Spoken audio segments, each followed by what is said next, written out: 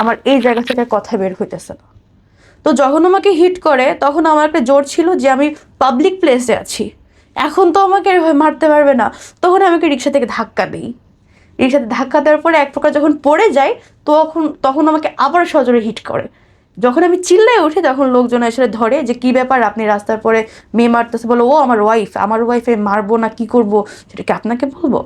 পরে আমি সবাইকে বলি যে ভাই ও আমাকে দিয়ে এরকম অনেকবার মারধর করে, আমাকে বাসায় আটকে রেখে, ভাই আমি বাসায় যাবো না, আপনারা কিছু করেন। হাউস বিল্ডিংয়ে খুব একটা মানুষ জড়ো হয়ে যায়।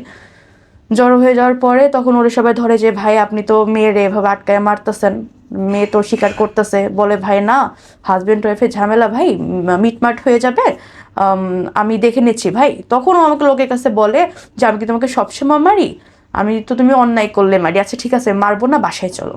আমি বলি যে ভাই আপনি তো দেখেন আমি বাসায় যাবো না, ও বাসায় গেলে ভাই এটার জন্য আবার মারে বাসায় যাবো না। পরে সবাই বলতেছে যে ভাই আপু আপনার হাজব্যান্ড ওয়াইফের ঝামেলা আপনার বাসায় গিয়ে মিটান, স্বাভাবিক বলবে।